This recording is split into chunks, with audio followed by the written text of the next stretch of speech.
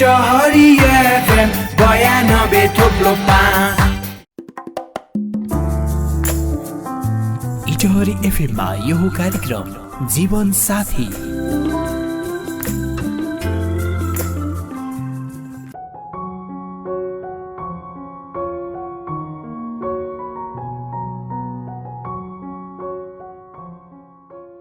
Hello नमस्ते अनि स्वागत छ यहाँहरु सबैजनालाई 92.5 इटहरी एफएम साथै हामीलाई सुन्न सक्नुहुनेछ itteryfm.com.np हाम्रो पात्रमा इटहरी एफएम सर्च गरेर साथै Itahari FM 92.5 Facebook live page and युट्युबमा सबैजनालाई म विभिषिका स्वागत गर्छु। हाम्रो आजको कार्यक्रम जीवन साथी म लिएर प्रस्तुत भइसकेकी छु। सदाझै हामी यस कार्यक्रममा हजुरहरूलाई थाहा छँदै नै छ हामी के गर्छौं।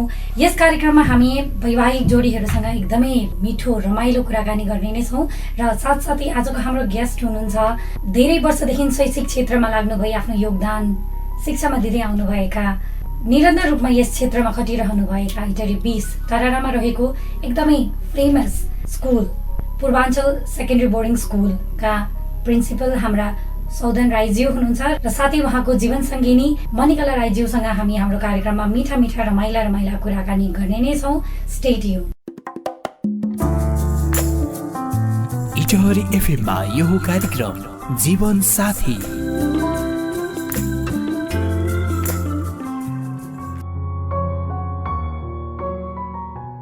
धेरै स्वागत छ सर यहाँलाई। हस् धन्यवाद म्याम। म्याम हजुरलाई पनि धेरै स्वागत छ हाम्रो कार्यक्रममा। धन्यवाद। इटहरी एफएमलाई यति धेरै माया गरेर आफ्नो अमूल्य समय दिएर यहाँसम्म आइदिनु भयो त्यसको लागि एकदमै धेरै धन्यवाद हामी इटहरी एफएम फ्यामिलीको तर्फबाट दिन चाहन्छौँ। र साथसाथै प्रश्नको सुरुवात गर्नुभन्दा अगाडि एउटा जिज्ञासा मलाई सोध्न मन लाग्यो। जब हजुरहरूलाई एफएममा यसरी हामी कपल इन्टरभ्यू दिँदैछौँ या फिर त्यस बेला चाहिँ हजुरहरूलाई कस्तो तरिकाको एक्साइटमेन्ट लेभल थियो त? सोधन सर हजुरसँग सुरु गरौँ। धन्यवाद तपाईँहरूलाई। खासमा यो पहिलोचोटि हाम्रो कपल इन्टरभ्यू भइरहेछ। हुन त योभन्दा अगाडि पनि एफएमको इन्टरभ्यू टिभी इन्टरभ्यू चाहिँ मैले दिइसकेको हो, तर यो कपल इन्टरभ्यू चाहिँ पहिलोचोटि भएको हुनाले पनि मलाई पनि अब म्यामले पहिलोचोटि प्रस्ताव गर्नु हुँदाखेरि नै मैले पनि यस भने। एक खालको अब जे भए पनि अब जीवन सँगसँगै हिँड्ने जीवन साथीसँग सँगै बसेर एउटा इन्टरभ्यू दिँदाखेरि पनि यो जीवनको एउटा अविस्मरणीय क्षण नै हुन्छ भन्ने तरिकाले पनि मलाई चाहिँ रमाइलो लाग्यो। त्यो भएकोले पनि मैले पहिलोचोटिमा ओके भनेर भने। म्यामलाई कस्तो तरिकाको एक्साइटमेन्ट? सुरुमा अब सरले आएर भन्नुभयो होइन म्यामको अब प्रोग्राम रहेछ इन्टरभ्यू दिन जानुपर्छ कपल इन्टरभ्यू दिनुपर्ने रे भनेर भन्नुभयो। अनि होइन म त बोल्न सक्दिनँ होला अब कहिले पनि यसरी आएर अब उसमा इन्टरभ्यू दिएको छैन। अनि होइन नजाऊँ होला भनेको होइन जानुपर्छ म्यामले बोलाउनु भएको छ कहाँ नजानु भन्नुभयो। अनि त्यसपछि हुन्छ ठिकै छ नि त एक्सपिरियन्स पनि हुन्छ होइन फेरि पनि अब त्यस्तो प्रोग्रामहरू पढ्दै जान सक्छ पहिलो अनुभव पनि हुन्छ भनेर अनि आयौँ म्याम। त्यही त एकदमै खुसी लाग्यो मलाई पनि एकैपल्टको इन्भिटेसनमा हजुरहरूले हुन्छ भनेर भनिदिनु भयो मलाई पनि एकदमै धेरै खुसी लाग्यो होइन। सर हजुरको बाल्यकालको अवस्थाको कुरा गर्दाखेरि हजुरको जन्मदेखि लिएर परिवेशको बारेमा के बताइदिनुहोस् न। मेरो बाल्यकाल चाहिँ मलाई अहिले सम्झिँदाखेरि एकदमै रमाइलो थियो।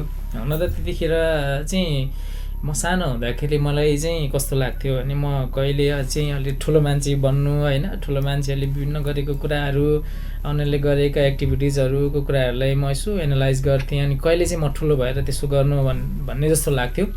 तर अब अहिले आएर चाहिँ ती सबै चाहिँ रेस्पोन्सिबिलिटीहरू त्यो सबै उत्तरदायित्वहरू निभाउने क्रममा चाहिँ वास्तवमा चाहिँ रमाइलो त त्यही के अरे चाहिँ बाल्यकालै थिएछ नि भन्ने महसुस हुन्छ। अनि मेरो विशेष गरी मेरो बाल्यकाल चाहिँ पहाडमै भएको थियो। म खोटाङ दिक्तेल जिल्लाको बासपानी गाविस वार्ड नम्बर 9 लुङसिखा भन्ने गाउँमा जन्मेको। अनि त्यो पहाडमा हामीले चाहिँ हुर्केको थियौँ। त्यतिखेर अहिलेको जस्तो अवस्था थिएन। त्यतिखेर त्यहाँ यातायातको सञ्चारको साधनहरू एकदमै न्यून थिए। हामी एउटा कुनै एउटा चाहिँ बेग्लै परिवेशमा थियौँ।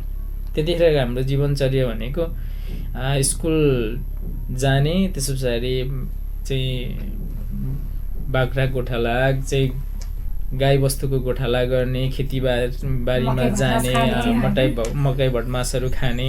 अहिलेको जस्तो चाहिँ कुनै पनि रेडिमेड फुडहरू हामीले सायदै खायौँ बाल्यकालमा चाहिँ। हामीले पछिल्लो यो चाउचाउहरू भनेको पछिल्लो समयमा हामी अलिकति चाहिँ अलिक माथिल्लो लेभल आइसक्दाखेरि बनेको थियो। तर पनि हामीलाई त्यो चाउचाउहरू त्यतिखेर मन पर्दैन थियो कि त्यतिखेर त्यहाँको ताजा चाहिँ आलुहरू बरु हामी धेरै खान्थ्यौँ, इस्कुसहरू खाइन्थ्यो होइन, एकदम अर्ग्यानिक। अब चामलको अलिकति अब कमै प्रयोग हुन्थ्यो त्यतातिर। अब अहिले जस्तो बाहिरबाट इम्पोर्ट हुँदैन थियो, त्यहाँ जति उत्पादन हुन्थ्यो त्यतिले खासै धान्दैन थियो। त्यस पछाडि यो कोदोहरू भयो, गहुँहरू, यस्तो ढिँडोहरू, यी चिजहरूको चाहिँ बढी प्रयोग हुन्थ्यो। अनि एकदम अर्ग्यानिकहरू, पानीहरू एकदम फ्रेस पानीहरू खाइन्थ्यो होइन। अनि मलाई के अनुभव छ भने हाम्रो बाल्यकालमा हामी एकदमै त्यो अब धुलो मैलोमा उफ्रिन्थ्यौँ, खेल्थ्यौँ होइन, कुद्थ्यौँ स्कुलहरूमा त्यत्तिकै। अब अहिलेको स्कुलिङ र त्यतिखेरको स्कुलिङमा धेरै फरक छ। हामी स्कुलमा जाँदाखेरि 1 घन्टा चाहिँ पूर्ण रूपमा खेलेरै बिताइन्थ्यो, उफ्रिने त्यो खालको चाहिँ एक खालको बेग्लै माहौल। मलाई अहिले सम्झिँदाखेरि पनि रमाइलो लाग्छ, रमाइलो लाग्छ। त्यो दिनहरू एकदमै रमाइलो थिएछ। हामी भिड पाखामा कुदेको कुराहरू, कतिपय कुराहरू चाहिँ अहिले सम्झिँदाखेरि डर पनि लाग्छ। कसरी कुदियो त्यो, कसरी हिँडियो, त्यस्तो बाटोहरू कसरी कुदियो होइन, त्यस्तो खालको महसुस हुन्छ। तर त्यो सम्झिँदाखेरि एउटा बेग्लै आनन्द आउँछ। हजुर, म्यामको बाल्य अवस्थाको बारेमा चाहिँ के कस्तो छ, कस्तो परिवारबाट चाहिँ तपाईँ बिलङ गर्नुहुन्छ, या फेरि किनभने म्यामको बारेमा त मलाई त्यति धेरै थाहा छैन होइन। हजुरले इन्ट्रोड्युस गराउनु पर्दाखेरि चाहिँ तपाईँको चाइल्डहुडदेखि लिएर फ्यामिलीलाई कस्तो तरिकाले इन्ट्रोड्युस गराउनुहुन्छ? मेरो चाहिँ बाल्यकाल मधेसमै बित्यो। मेरो रामधुनी, अहिले रामधुनी नगरपालिका छ, बक्लौरी भन्छ हो, त्यही अब मेरो जन्म चाहिँ त्यहीँ भएको हो। मेरो चाहिँ अब नर्मल तरिकाले नै उहाँले नै भने जस्तो अब सञ्चारको माध्यमहरू होइन, अब त्यस्तो रेडियो टिभी एकदमै रेयरै पाइन्थ्यो। टिभी हेर्नलाई पनि अब अर्काको घर जानुपर्ने, शनिबारको दिनमा अब साथीको घरतिर जानुपर्ने, कहिलेकाहीँ त प्यारेन्ट्सहरूले अब टिभी मारिदिनु पनि हुन्थ्यो होइन, फर्केर आउनुपर्ने। अनि मोबाइलहरू भनेको त अब कल्पना बाहिरकै कुरा थियो, मोबाइल पाउनु भनेको त त्यतिखेर। अनि अब टेलिफोनमा बोल्नको लागि पनि लाइन लाग्नुपर्ने त्यस्तो अवस्था थियो। अनि हजुर, जमानै त्यस्तो थियो। अब अहिले त धेरै परिवर्तन भइसकेछ। अहिले त बच्चाहरूको हातमा मोबाइल हुन्छ होइन, मोबाइल बिना खाना पनि खान मान्दैनन् बच्चाहरू। अनि त्यही हो, त्यस्तरी नै बित्यो म्याम। अब रमाइलो थियो, अहिले सम्झिँदा चाहिँ रमाइलो। अब अभाव पनि थियो तर सम्झिँदा चाहिँ रमाइलो पनि थियो। अहिले जस्तो अब जिम्मेवारी, अभावमा पनि त्यति बेला रमाइलो थियो, अहिले सबै पूर्ण हुँदाखेरि पनि हामी त्यति रमाइलो गर्न समय पाउँदैनौँ जिम्मेवारीले गर्दा होइन। अब घरको जिम्मेवारीहरू बोक्नुपर्ने हुनाले गर्दा अलिकति फरक कुराकानी गर्दाखेरि चाहिँ हजुरहरूको भेट कहाँ भयो? भेट त हाम्रो अब एउटै ठाउँको हामी होइन, उहाँहरू पनि बसाइ सरेर अब बक्लौरी नै झर्नुभएको। भेट त अब भइ नै रहन्थ्यो।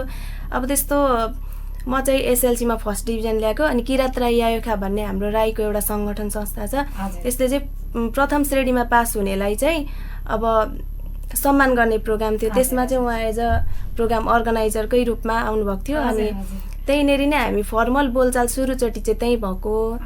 अनि बिस्तारै उहाँको मोबाइल नम्बर चाहिँ मैले मेरो बडा हुनुहुन्थ्यो उहाँबाट लिएको थिएँ। अनि त्यस्तै हुँदाहुँदै हल्का मोबाइलबाटै कन्ट्याक्ट हुँदै त्यसरी नै अब हजुरको in short love marriage, love plus arrange नै भनौँ न। सुरुवात चाहिँ हाम्रो लभ नै हो। त्यसलाई अब पछि हामीले चाहिँ अब लभ म्यारेज भइसकेपछि अब त्यो फ्यामिलीमा अझै त्यो कुरा थाहा भइसकेपछि अब फ्यामिलीले पनि त्यसो भए बिहे गरौँ नि त। खासमा हुन चाहिँ अब हाम्रो एज अलिकति डिफ्रेन्ट छ, हामी लगभग 6 वर्षको डिफ्रेन्ट छ हाम्रो एजमा। मेरो चाहिँ बाबा मम्मीको पनि डिफ्रेन्ट लगभग 6 वर्षकै, हाम्रो बाबा मम्मीको पनि एज डिफ्रेन्ट छ, हाम्रो दुईको पनि एज डिफ्रेन्ट त्यति नै छ। अनि त्यस पछाडि थाहा भइसकेपछि बिहे गरौँ नि त। खासमा स्पेसली म चाहिँ अब लगभग अब एक खालको एउटा त्यो बिहे गर्ने लेभलमा पुगेको थिएँ। मेन्टालिटी त खासै त्यतिखेर पनि थिएन, तर पनि एउटा उमेरको हिसाबले पनि म 24-25मा पुगेको थिएँ। त्यो किसिमले हजुर मलाई चाहिँ अलिकति थोरै प्रेसर थियो। त्यो किसिमले अब बिहे गरौँ त भन्ने भयो होइन। अब सुरुमा चाहिँ लभ नै भयो, त्यस पछाडि अब अलिकति लभ भन्दा पनि अब त्यस्तो धेरै लङ टाइम पनि गएन। लगभग हामी 2 महिनासम्म यसो मोबाइलमा कुराकानी गर्ने, डेटिङ सेटिङ जाने त्यस्तो खालको चाहिँ हाम्रो भएन। त्यस्तो अनुभव चाहिँ गर्न पाइएन। स्टार्टिङमै थियौँ होइन। अब भर्खर सुरुवात मात्रै थियो भनौँ न एक खालको। तर अब अलिकति कस्तो भयो भने दुईपट्टिकै फ्यामिलीहरूले एक्सेप्ट गर्नुभयो, एक्सेप्ट गरिसकेपछि चाहिँ बिहे गरौँ त भनेर कुरा आइसकेपछि ठिकै छ त। अब माया भनेको अब त्यसको अर्को भनेपछि त्यही 2 महिनाकै क्रममा चाहिँ हामी दुईजना चाहिँ एकअर्काको पर्फेक्ट म्याच हुन सक्छौँ भन्ने कुरा चाहिँ त्यति बेला तपाईँहरू विश्वस्त हुनुहुन्थ्यो भनेपछि लगभग हामी त्यतिखेर भएछौँ भनौँ न। भएछौँ अब त्यस्तो 100% नै त होइन, तर म्यारिज भइसकेपछि चाहिँ लगभग अब 100% भन्ने खालको एक खालको त्यो विश्वास डेभलप भएछ भनौँ न। त्यसले गर्दा त्यस पछाडि बिहे पनि गरियो, त्यसपछि अहिलेसम्म चलिरहेछ। हजुरहरूको बिहा भएको अहिलेसम्ममा चाहिँ कति वर्ष पुग्यो भन्नाले? हाम्रो अस्ति साउनबाट असारबाट चाहिँ 10 पुरा पुगेर 11 वर्ष लाग्यो। हजुर 11 लाग्यो। एउटा डिकेड त हैन पार भइ नै सकेको छ हैन, 1 वर्ष त पार गरि नै सक्नु भएको छ। यो टाइमिङ भित्र चाहिँ तपाईहरुले एकअर्का बीचमा महसुस गर्नुभएको कुरा अब अहिलेको तत्काल सिचुएसन हेर्दाखेरि अहिले त गर्लफ्रेन्ड बोयफ्रेन्ड भनेको एकदमै नर्मल कुरा भइरहेको छ हैन। रिलेसनसिपमा बसेर फ्यामिलीहरूलाई पहिला नै जानकारी दिएर नै हैन उहाँहरूले टाइम लिएर 1 वर्ष 2 वर्ष 3 वर्ष लिएर एकअर्कालाई चिनजान गरे पछाडि मात्रै हैन त्यस पछाडि फाइनली बिहेको कुरा निस्किन्छ। अब अहिले सम्झिँदाखेरि चाहिँ के लाग्छ त्यति बेला चाहिँ 2 महिनाको जुन टाइमिङ थियो त्यति बेला हामीले त्यो अझै युटिलाइज गरेको भए अझै एकअर्कालाई राम्ररी बुझ्न पाउँथ्यौँ कि भन्ने कुनै त्यो क्षण बिहे गरिसके पछाडिको टाइमिङ चाहिँ हामीले चाहिँ त्यसलाई एकअर्कालाई चिन्ने बढी मौका पायौँ र यो टाइम चाहिँ सही रहेछ भन्ने महसुस भयो। खासमा हामीले बिहे गरेपछि चाहिँ एकअर्कालाई बढी चिनेको खासमा भन्नुपर्दा लभ परेको बिहे पछाडि भन्दा लभ परेको हुन्छ। घरिघरि म कुरा गर्ने गर्छु 2 महिनाभित्र चिन्जान भएर बिहे गरियो धन्न मान्छे चाहिँ सही परेछ भन्छु क्या अहिले पनि। हजुर हजुर। अब कहिलेकाहीँ त त्यस्तो हुन्छ नि हतारमा अब लभ हुन्छ बिहे हुन्छ पछि मान्छे गलत परिदिन सक्छ होइन भने आफ्नो विचार र उहाँको विचार श्रीमान श्रीमतीको विचार नमिल्न सक्छ। तर हाम्रो चाहिँ जे होस् विचार सोचाइहरू प्राय मिल्छ। भनेपछि यो अहिलेसम्मको टाइमिङमा आएर यो 10 वर्षभित्रमा चाहिँ त्यो रिलेसन अझै बढी गाढा हुँदै आएको छ हैन। त्यसमा चाहिँ पछाडि फर्केर हेर्नुपर्ने त्यस्तो केही पनि छैन।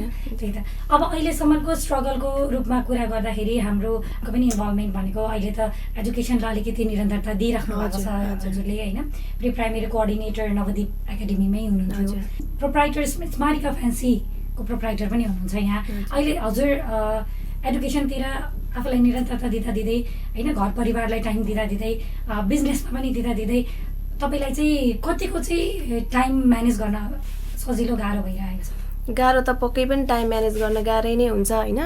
अब छोरी जस्तो त बुहारी भएपछि पक्कै हुँदैन। अब घरको काम सकेर घरको कामलाई अब प्रोफेसनल लाइफ र पर्सनल लाइफलाई ब्यालेन्स गरेर लान त गाह्रै नै हुन्छ। पहिला सुरुमा चाहिँ मैले स्मारिका फ्यान्सी यहाँ पार्टनरसिपमा हामीले इटरीमै चलाउँदै थियौँ। एकजना सर हुनुहुन्थ्यो, उहाँको मिसेस र मैले 2 जनाले गर्दै थियौँ। पछि ठुलो बेबी हुने भएपछि चाहिँ मैले यहाँ पसल चाहिँ छोडेर घरमै बसेँ, नानीहरू भयो। त्यसपछि चाहिँ अनि मन्टेसोरी ट्रेनिङ लिएर 2 वर्ष जति चाहिँ एज अ कोअर्डिनेटरको रूपमा नवदीप एकाडेमीमा काम गरेँ। त्यसपछि अब गर्ने क्रममा अब उतार चढावहरू त आइहाल्छन् होइन। अब गर्दै अब रमाइलो पनि हुँदै थियो बिस्तारै। फेरि सानो अर्को कान्छो छोरो चाहिँ जन्मिने भएपछि अनि बिचमा मैले कुरा गरेँ 10 इयर्सको उसमा चाहिँ हाम्रो बाबु नानीहरू कतिजना हुनुहुन्छ? मैले यो सोध्न छुटाएछु अघि। अहिले हामीसँग 2 जना छन्, 2 जना छोराहरू छन्, 2 नानीहरू। कुन ग्रेडमा पढ्दै हुनुहुन्छ बाबुहरू? सानै हुनुहुन्छ होला? हजुर सानै नै हुनुहुन्छ। ठुलो नानी चाहिँ अहिले ठुलो छोरा चाहिँ 3 क्लासमा हो, सानो बेबी चाहिँ युकेजीमा हो। हजुर पूर्वाञ्चल नै पढ्दै हुनुहुन्छ? हजुर पूर्वाञ्चलमै पढ्दै। सर पनि धेरै ठाउँमा आबद्ध हुनुहुन्छ, सरको एक्सपिरियन्स पनि धेरै छ होइन। एजुकेसन सेक्टरमा पनि सरले धेरै नै प्रोग्रेस गरिराख्नु भएको छ र त्यसैलाई नै प्रोग्रेसिभ रूपमा लान खोज्दै हुनुहुन्छ होइन। एजुकेसन सेक्टरलाई केही न केही एउटा लिड दिनुपर्छ भन्ने कुरामा चाहिँ सर विश्वस्त हुनुहुन्छ भन्ने कुरा चाहिँ मैले बुझेको छु होइन। सर अब कामकोतिर कुरा गर्दाखेरि कामतर्फ कुरा गर्दाखेरि चाहिँ अहिलेको जेनेरेसनमा एजुकेसनको भ्याल्यु चाहिँ कस्तो तरिकाले लिनुहुन्छ हजुर? कुन रूपमा लिनुहुन्छ? अब यो एजुकेसन त अब परापूर्वकालदेखि अब कमिङ फ्युचरमा पनि यो एकदमै इम्पोर्टेन्ट नै हो। अहिले हामीले अब यो समयमा अब कतिको के अरे बुझाइ कस्तो छ भन्ने कुरा मात्रै फरक हो। तर यो हिजो पनि आवश्यक थियो, अहिले पनि आवश्यक छ, भोलि पनि आवश्यक छ। तर अहिलेको योभन्दा पहिलो जेनेरेसनलाई धेरै आवश्यक महसुस थियो र त्यो जेनेरेसन अहिलेको जेनेरेसनलाई चाहिँ एजुकेसनको चाहिँ मूल्य चाहिँ अलिकति कम भएको पाइन्छ सरस्वती हेर्दाखेरि।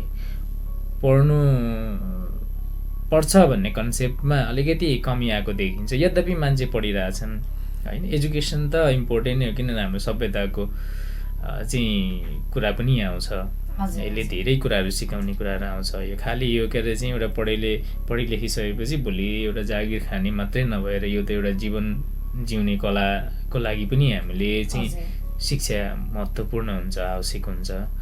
त्यो किसिमले अब अहिले पछिल्लो समय चाहिँ अलिकति एजुकेसन चाहिँ हुन त अनिवार्य, सबैतिर अनिवार्य भनेकोले पनि यो अलिकति यसको मूल्य घटेको होला। मान्छेले जे कुरा प्राप्त हुँदैन, जे कुरा सहज रूपमा प्राप्त हुँदैन त्यसको मूल्य बढी हुन्छ, जे कुरा सहज रूपमा प्राप्त हुन्छ त्यसको मूल्य कम हुन्छ। हिजोको दिनमा बच्चाहरू चाहिँ जन्मेपछि उनीहरू चाहिँ हिँड्ने डुल्ने हुने बित्तिकै काम गर्नु पर्थ्यो। अहिले बच्चाहरू हिँड्ने डुल्ने हुने बित्तिकै स्कुल जानुपर्छ। त्यो किसिमले अलिकति शिक्षाको मूल्य घटेको जस्तो भान चाहिँ लगभग देखिन्छ अलिकति बच्चाहरूमा। जस्तै अहिले पढिरहेको नानीहरूमा त्यो खालको हिजो कुनै जमानामा बच्चाहरू चाहिँ साथीभाइहरू स्कुल गएको देख्दाखेरि रुने मान्छे पनि पाइन्थ्यो भने अहिले चाहिँ स्कुल जाँदाखेरि रुनुपर्ने दिन पनि देखिन्छ, अवस्था पनि देखिन्छ। तर अब सबैले बुझ्नुपर्छ, अहिलेको भाइ बहिनीहरू विशेष गरी बुझ्नुपर्छ, पढाइ भनेको अत्यन्तै आवश्यकै चिज हो। अब पढाइकै कुरा गर्ने क्रममा चाहिँ हाम्रो सोसाइटीमा चाहिँ के चेन्ज ल्याउन जरुरी छ एजुकेसन सेक्टरमा? कस्तो तरिकाको चेन्ज, कस्तो तरिकाको ट्रेन्ड बसाउन जरुरी छ जस्तो लाग्छ सर? अब कस्तो हुन्छ भने अहिले हामीले पछिल्लो समय चाहिँ हामीले शिक्षा चाहिँ खालि नलेज बेस मात्रै भएको छ।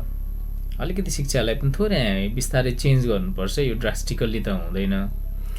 अलिकति शिक्षालाई संस्कारसँग र सिपसँग जोडिन आवश्यक हुन्छ अहिलेको शिक्षालाई। अब बच्चा स्कुल त गयो, तर स्कुल गऱ्यो, पढ्यो, नलेज लियो, उसले त्यो नलेजलाई उसले कतिको चाहिँ व्यवहारमा परिवर्तन ल्याउँछ भन्ने कुरा अलिकति त्यो कुरा।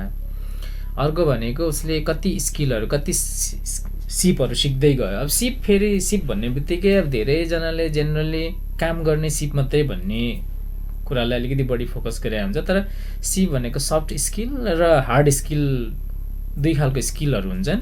सफ्ट स्किल भनेको बच्चाले चाहिँ गर्ने कुराहरू, जस्तै अब हार्ड स्किलमा उसले कुनै काम गरेर देखाउने कुरा भयो भने सफ्ट स्किल भनेको चाहिँ अब मान्छेले नदेख्ने तर बच्चाले गर्न सक्ने कुराहरू, उसले सिकेको कुरालाई कसैले इम्प्लिमेन्ट गर्ने होइन, ती धेरै कुराहरू हुन्छन्।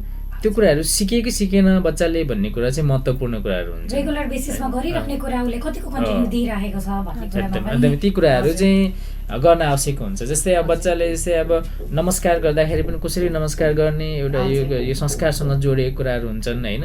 नमस्कार कसरी गर्ने, नमस्कार कसरी लिने, मान्छेलाई चाहिँ फाट्टै बोलाउनु पर्यो भने कसरी बोलाउने, अब बिचमा बोलिरहेको मान्छेलाई इन्टरप्सन गर्नु पर्यो भने कसरी गर्ने, यी थुप्रै कुराहरू यो हेर्दाखेरि चाहिँ साधारण यो मान्छेले सिकिहाल्छ भन्छ, तर यो नसिकेको कुरा कहिले पनि सिक्दैन।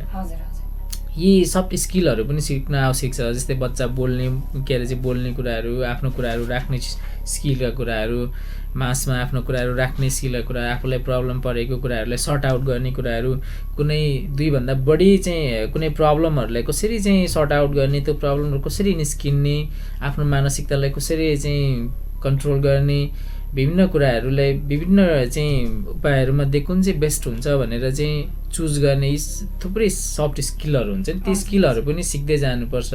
यी कुराहरूसँग कनेक्ट गऱ्यो भने एजुकेसन अलिकति रमाइलो पनि हुन्छ र फेरि एक खालको चार्म डेभलप हुन्छ। अहिले चाहिँ हामी म्याक्सिमम नलेजमा मात्रै बढी फोकस भएको छ अहिलेको हाम्रो एजुकेसन चाहिँ। नलेजमा मात्रै गयो। हुन त हिजो कुनै जमानामा त्यो नलेजै मात्रै आवश्यक थियो होइन, तर अब अहिले नलेजले मात्रै हुँदैन। हिजोको सामाजिक परिवेश अलिक फरक थियो, अहिलेको सामाजिक परिवेश अलिक फरक छ। हिजोको सामाजिक परिवेशमा यस्तो सफ्ट स्किलका कुराहरू, त्यसपछि हार्ड स्किलका कुराहरू धेरै चाहिँ समाजबाटै सिक्थे, घर परिवारबाटै सिक्थे। तर अहिलेको हाम्रो बच्चाले चाहिँ पल्लो घरको होइन, अब चाहिँ सहरीकरणको विकास हुँदै जाँदाखेरि हाम्रो बच्चा एउटै घरको कोठामा बसेको बच्चाको इन्टरेक्सन छैन, पल्लो घरमा कम्युनिकेसन छैन होइन, नेबरहुडको बच्चाहरूको जमघट छैन, उनीहरूको एक खालको इन्टरेक्सन छैन। त्यसले गर्दाखेरि त्यो बच्चाले त्यो सफ्ट स्किल सिकाउन एकदम आवश्यक छ। हिजो चाहिँ त्यो माहौल एकदमै हुन्थ्यो, बच्चाहरूलाई नलेज मात्रै आवश्यक थियो, ती कुराहरू चाहिँ समाजले नै सिकाउँदै जान्थे भने अहिले अलिकति फरक छ। त्यसैले गर्दा शिक्षाको पनि डाइमेन्सनलाई अलिकति चेन्ज गर्न आवश्यक छ। सोसियलाइज हुन जरुरी छ। एकदम। अहिलेको स्टुडेन्टहरू भनौँ, अहिलेको मानिसहरू जतिजना पनि हुनुहुन्छ होइन, उहाँहरू चाहिँ अलिकति बढी सोसियलाइज हुन जरुरी छ। इन्टरनेटको थ्रुबाट मात्र नभएर होइन, प्र्याक्टिकलको रूपमा पनि सोसियलाइज हुन एकदमै जरुरी छ। इटरी 20 तरारामा रहेको पूर्वाञ्चल इङ्ग्लिस सेकेन्ड्री बोर्डिङ स्कुलका प्राध्यापक हुनुहुन्छ हामीसँग। सर, आफ्नै स्कुलको कुरा गर्ने क्रममा चाहिँ पूर्वाञ्चलले चाहिँ स्टुडेन्टलाई फोकस गरेर कस्तो तरिकाको फेसिलिटी दिइरहेको छ र टिचरहरूलाई पनि कस्तो तरिकाको मेन्टेन गरेर ब्यालेन्समा राख्न सकेको छ अहिलेसम्ममा? हामीले विशेष गरेर चाहिँ त्यहाँनिर हाम्रो स्कुलको स्लोगनै पनि education for knowledge, attitude, moral and skill भनेर चाहिँ राखेको छु मैले। त्यो भनेको पहिला कस्तो भने मेरो चाहिँ अलिकति थोरै मान्यता, यो सब मान्य नहुन पनि सक्छ। मेरो चाहिँ मान्यता कस्तो भने एउटा बच्चाले आएर उसले नलेज लिनुपर्छ, स्कुलको एउटा पार्ट त्यो भइ नै हाल्छ। उसले त्यहाँ आइसकेपछि इन्फर्मेसन लिनुपर्छ, नलेज लिनुपर्छ। त्यो नलेज लिइसकेपछि त्यसले त्यो बच्चाको एटिट्युड कस्तो डेभलप गरिरहेछ भन्ने कुरा, त्यो एटिट्युड भनेको चाहिँ फेरि कल्चर भ्याल्युजसँग जोडिने कुरा भयो। र जब चाहिँ त्यो बच्चाको एटिट्युड निर्माण भयो, जब ऊ अलिकति भ्याल्यु बेसमा बन्छ, त्यस पछाडि मात्रै स्किल सिक्छ भन्ने मलाई चाहिँ लाग्छ। त्यसैले गर्दाखेरि नलेज सँगसँगै त्यसलाई त्यो नलेजले बच्चाको क्यारेक्टर डिफाइन गर्दै लानु पर्यो। क्यारेक्टर डिफाइन गरिसकेपछि स्किल डेभलप हुनुपर्छ भन्ने एउटा मानसिकता हो।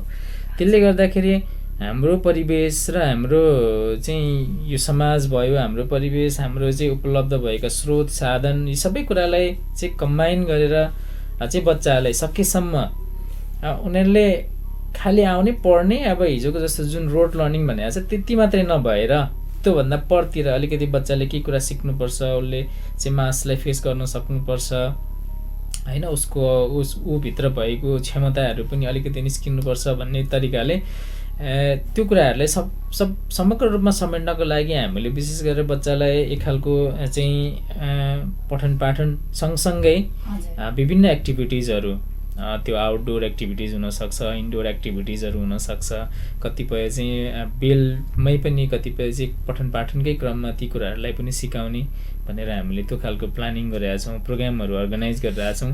यो पछिल्लो समय 1-2 वर्ष चाहिँ हामीले कोभिडले गर्दाखेरि धेरै असर पुऱ्याएको छ। र अब फेरि अब यो दोस्रो लहरको कोभिड पश्चात अब फेरि स्कुलहरू फिजिकल्ली लाग्न थालेको छ। अब यो कुरालाई फेरि निरन्तरता दिने हामी पक्षमा छौँ। हुन चाहिँ यसो गर्दै जाँदाखेरि एजुकेसन अलिकति महँगो हुन्छ। हामी चाहिँ प्राइभेट सेक्टरको स्कुलहरू भएको हुनाले अब हामीले नानीहरूलाई इन्भेस्टमेन्ट गरेको भनेको प्यारेन्ट्सबाटै आएको पैसाले हामीले उहाँहरूकै नानीमा इन्भेस्टमेन्ट गर्ने कुरा हो। त्यसले गर्दाखेरि अलिकति एजुकेसन चाहिँ थोरै महँगो हुन जान्छ। तर अब अपरिहार्य छ, हामीले खालि क्लासभित्र राखेर पढाएर मात्रै हुँदैन। त्योसँग यसको क्यारेक्टर डिफाइनको कुरादेखि लिएर सम्पूर्ण कुराहरू लानुपर्छ। र हामीले त्यहाँ अध्यापन गर्नुहुने जति पनि शिक्षकहरू हुन्छ उहाँहरूलाई पनि हामीले यो कुरा चाहिँ डेलिभर गर्न खोजिरहेछौँ। पहिलो कुरा चाहिँ हामी के हुन्छ भने अब अरूलाई बनाउनको लागि आफू पहिला बनिनु पर्यो। अरूको क्यारेक्टर डिफाइन गर्नको लागि पहिला आफ्नो क्यारेक्टर डिफाइन गर्नु पर्यो होइन। मेरो स्टाफहरू, हाम्रो शिक्षकहरूलाई म त्यही भन्छु, self discipline is the best discipline. अरूले चाहिँ यसो गर त्यसो गर भनेर त्यो चाहिँ हामी अब एउटा के अरे चाहिँ एजुकेटेड मान्छेको लागि त्यो सुहाउँदैन। आफूले आफ्नो क्यारेक्टर डिफाइन गर्ने, म अरूलाई के बनाउन खोज्दैछु भनेर हामीले सोच्दै गर्दाखेरि म त्यसको लागि कस्तो खालको रोल मोडल बन्नुपर्छ भन्ने कुरा महत्त्वपूर्ण हुन्छ। त्यसैले मैले स्टाफहरूलाई पनि आफू पहिला रोल मोडल हुने, अनि बच्चाको लागि आफू रोल मोडल हुनुपर्छ, त्यस पछाडि बच्चालाई यही पनि त्यो प्रेरणा दिनुपर्छ। त्यसरी अगाडि बढाउन सकियो भने हुन्छ भन्ने एकदमै चित्त बुझ्ने कुरा गर्नुभयो सरले होइन।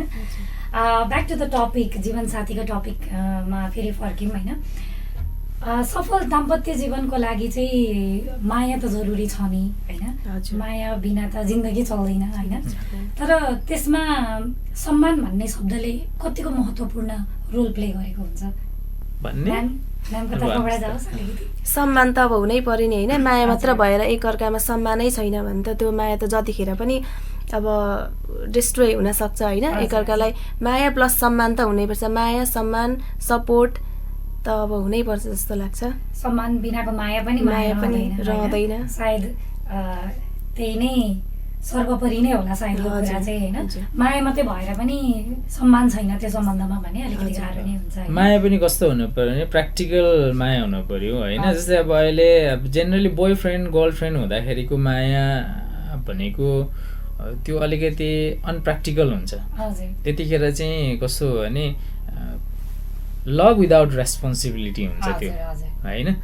तर स्टार्टिङ त त्यसरी नै हुने हो, स्टार्टिङमै लभ विथ रेस्पोन्सिबिलिटी त पक्कै पनि हुँदैन। तर त्यो पछि चाहिँ त्यो लभ जब रेस्पोन्सिबिलिटीमा कन्भर्ट गर्दै जाँदाखेरि त्यसलाई कसरी लिएर अगाडि बढ्ने भन्ने चाहिँ मान्छे मेन्टली प्रिपेयर हुनु पर्यो। हजुर भोलि चाहिँ अब त्यो सधैँभरि त्यो एक खालको अनप्र्याक्टिकल त सधैँभरि त्यो चाहिँ उमा त रहन सकिँदैन। त्योभन्दा अगाडि बढ्दाखेरि त्यसको त्यो हुन त आजभोलि चाहिँ फ्याटफुट गर्ने चलन अलिकति बढेको छ। तर त्यो लभको पनि एउटा डेस्टिनेसन हुन्छ क्या, त्यो जे कुराको पनि एउटा रिलेसनको पनि एउटा डेस्टिनेसन हुन्छ। हजुर त्यहाँसम्म डोराउन अगाडि बढ्दै गर्दाखेरि चाहिँ के गर्नुपर्छ भनेर चाहिँ मेन्टल्ली प्रिपेयर हुनुपर्छ।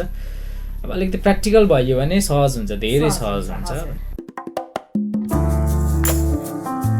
इटहरी एफएममा यो कार्यक्रम जीवन साथी।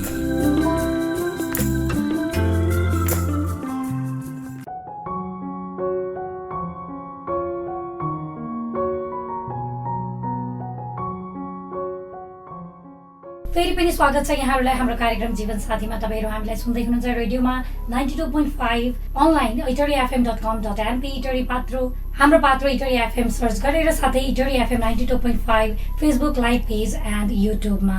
यस कार्यक्रममा हामी वैवाहिक जोडीहरूलाई बोलाएर इन्भाइट गरेर रमाइलो कुराकानी गर्ने नै छौँ। त्यसै क्रममा हामीसँग हुनुहुन्छ पूर्वाञ्चल सेकेन्डरी इङ्ग्लिस स्कुलका प्रधानाध्यापक सौधन राईज्यू र साथै उहाँको जीवन सङ्गिनी मणिकलाज्यू।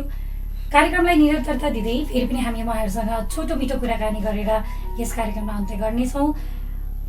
सर फेरि पनि फर्केर आउँदाखेरि हाम्रो जीवन साथीमा चाहिँ तपाईँहरूले पक्कै पनि एकअर्कालाई यत्रो एक दशकदेखि चिनिराख्नु भएको छ, सँगै हुनुहुन्छ होइन, एकअर्कालाई दुःख सुखमा साथ दिनुभएको छ, हरेक उतार चढाउमा सँगसँगै हुनुहुन्छ, एकअर्काको स्ट्रेन्थ नै हुनुहुन्छ भन्ने मलाई विश्वास छ होइन।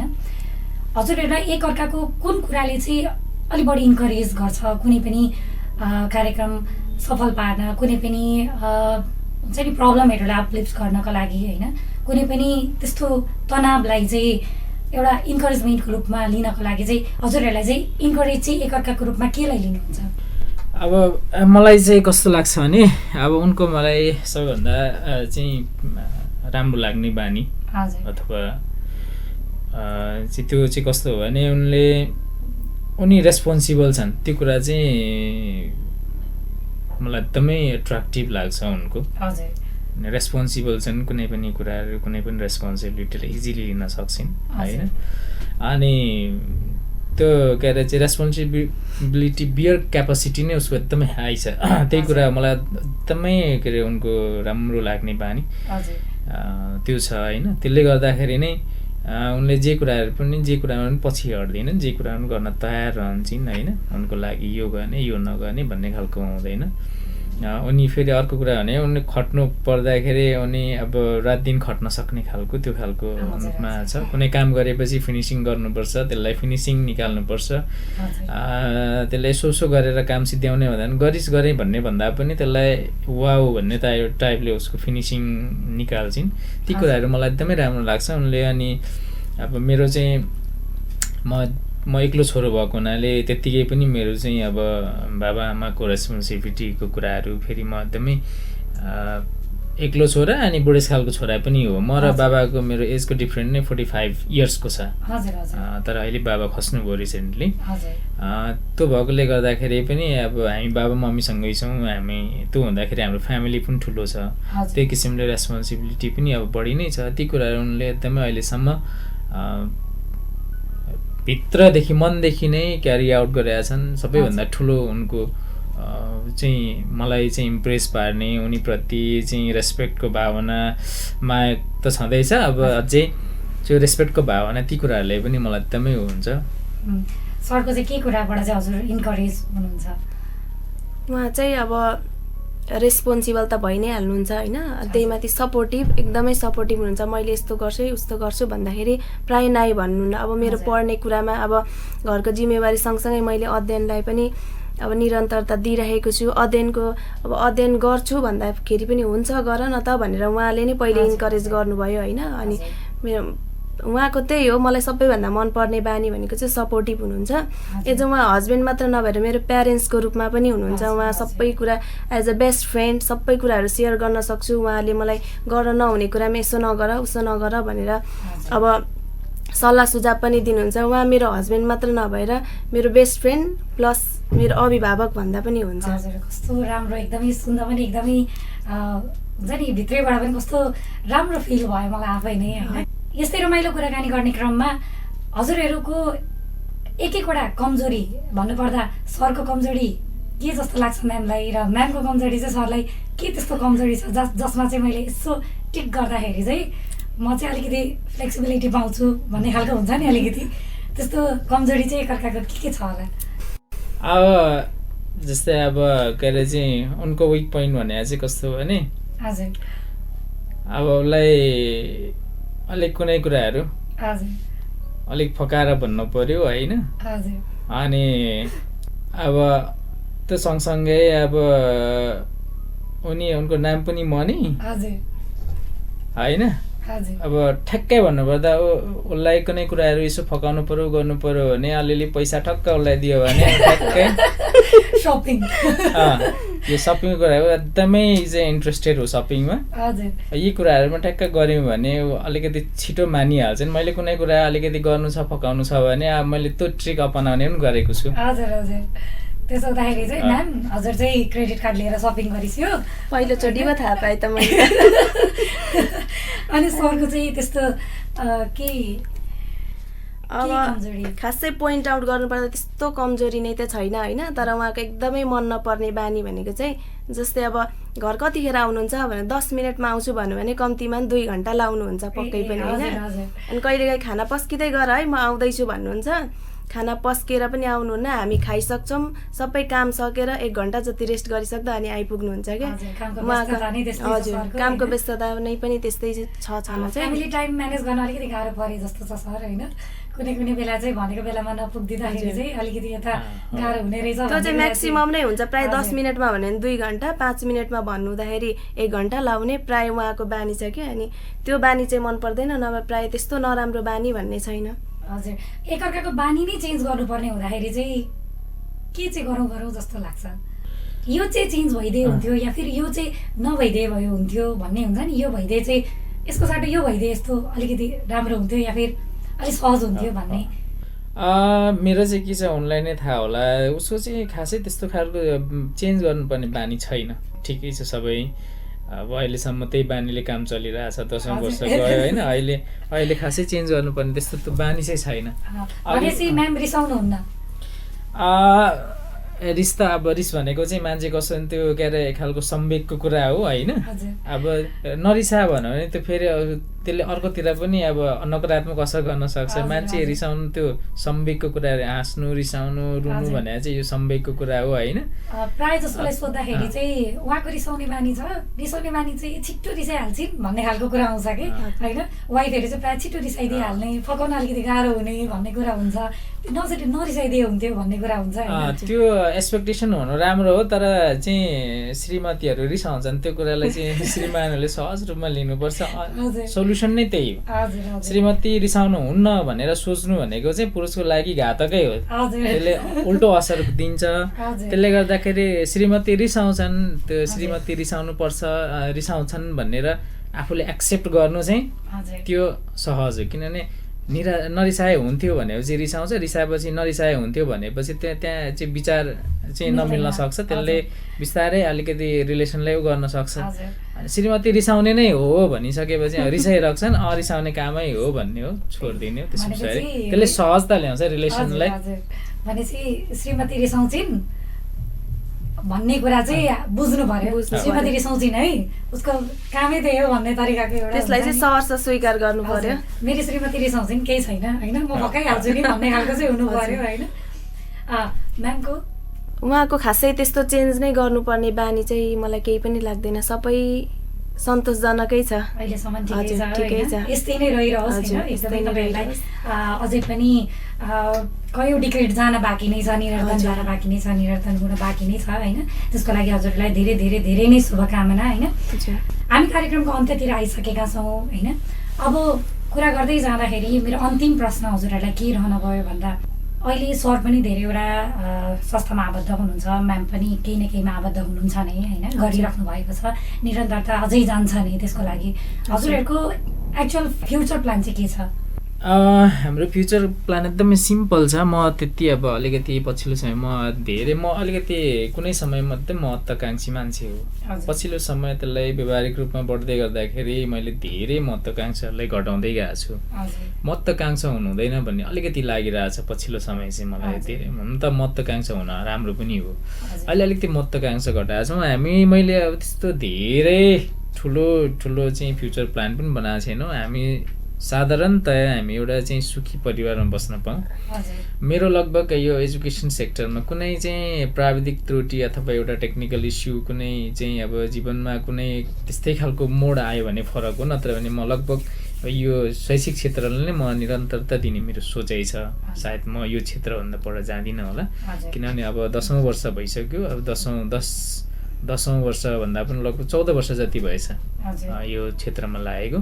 त्यसले गर्दाखेरि अब यही क्षेत्रमा अनुभव सिकियो। अब यही क्षेत्रमा एउटा अलिकति राम्रो योगदान दिन सकिन्छ भन्ने छ। त्यसले गर्दा म यही क्षेत्रमा निरन्तरता चाहिँ जान्छु। र अब हामीसँग अब नानीहरू छन्, नानीहरू पढ्दै गएपछि उनीहरू भोलि उनीहरूको फ्युचर के होला फरक कुरा हो होइन। अन्ततगत हुने भनेको चाहिँ अब पछि बाबा खसिहाल्नु भयो, मम्मी पनि धेरै एज गइसकेको छ। उहाँहरूको भनेको अब सर्टेन टाइम हुन्छ होइन। हुन त मान्छेको चाहिँ बित्ने समय भनेको तलमाथि अथवा ढिलो चाँडो हुँदैन भनिन्छ। तर पछि एउटा साधारण एउटा सिम्पल सुखी लाइफ जिउने र आफूले त्यो खालको भयो। अनि त्यस पछाडि अब मैले सकेसम्म शैक्षिक क्षेत्रमै चाहिँ कन्ट्रिब्युसन दिने योजना छ। अब त्यसमा म्यामको चाहिँ अलिकति फरक छ। अब उनले अब आफ्नो एजुकेसनलाई अब लगभग 5-6 वर्षको ग्यापिङ पश्चात फेरि उनले आफ्नो एजुकेसन करियरलाई सुरु गरिरहेको छिन्। अहिले ब्याचलरमा पढ्दैछन्। त्यस पछाडि अझै मास्टर्स पनि गर्ने उनको योजना छ। हुन त मैले पनि सबै भनिहालेँ, आफै पनि भन्नुहुन्थ्यो होला। त्यस पछाडि चाहिँ अब उनले पनि कुनै एउटा अब चाहिँ एउटा कुनै सेक्टरमा केही गर्ने, म्यामको पनि केही न केही फ्युचरमा चाहिँ म यो सो गर्छु भन्ने खालको केही कुनै सेक्टरमा लाग्छु या फेरि होइन, या सरसँगै एजुकेसन सेक्टरमै सर सँगसँगै म हातेमालो गर्दै हिँड्छु, उहाँलाई नै सपोर्ट गर्छु भन्ने त्यस्तो केही छ प्लान? अहिले मेरो इन्ट्रेस्ट भनेको चाहिँ अलिक ब्याङ्किङ सेक्टरमा छ। पहिला अब म BBS लगभग ब्याचलर 4th इयर सिद्धिन लाग्यो। त्यसपछि मास्टर डिग्री चाहिँ कम्प्लिट गर्ने, त्यसपछि ब्याङ्किङ सेक्टरमा अलिक वर्ष चाहिँ ट्राई गर्छु। मलाई ब्याङ्किङ सेक्टरमा इन्ट्रेस्ट छ, त्यही भएर त्यतापट्टि चाहिँ गर्छु भन्ने मेरो सोचाइ छ। ब्याङ्किङ सेक्टर अब जागिर प्लस यता परिवारलाई पनि राम्रोसँग हेर्दै त्यता जागिर खान पाए हुन्थ्यो भन्ने चाहिँ मेरो सोचाइ छ। सायद अब त्यसैमा म कोसिस पनि गर्छु होला। Thank you so much sir and ma'am. एकदमै धेरै खुसी लाग्यो हजुरले यत्रो टाइम दिएर हामीलाई हाम्रो फ्यामिलीलाई इटरी FM फ्यामिलीलाई माया गरेर यहाँसम्म आइदिनु भयो होइन, आफ्नो अमूल्य समय दिनुभएको छ। त्यसको लागि एकदमै धेरै धेरै धेरै धन्यवाद टक्राउन चाहन्छु। Thank you so much sir. Thank you so much म्यामलाई पनि एकदमै धेरै धन्यवाद। हामीलाई आएर यसरी आफ्नो कुराहरू राख्ने अवसर दिनुभयो होइन। एकअर्कालाई अब एकअर्काको बारेमा अब कमी कमजोरीहरू मैले घरमा पनि थाहा नपाएको कुरा यहाँ थाहा पाएँ होइन। म चाहिँ केमा उयो हुँदो रहेछु भन्ने कुरा अब म्यामलाई पनि एकदमै धेरै धन्यवाद। बोलाइदिनु भयो, यसरी आएर आफ्नो कुराहरू राख्ने अवसर दिनुभयो। म्यामलाई पनि धेरै धेरै धन्यवाद। धन्यवाद म्याम। अब हाम्रो यो कपाल इन्टरभ्यू एकदमै रमाइलो रह्यो। अब यो एउटा हाम्रो लाइफको एउटा वान अफ द एक्सपिरियन्स पनि हुनसक्छ। अब त्यसको लागि तपाईँले हामीलाई इन्भाइट गरिदिनु भयो, हामीलाई बोलाइदिनु भयो, इन्टरभ्यू लिइदिनु भयो। तपाईँलाई पनि धेरै धेरै धन्यवाद। इटरी FM सम्पूर्ण टिमलाई धन्यवाद। इटहरी FM मा यो कार्यक्रम जीवन साथी। यो इटहरी FM 92.5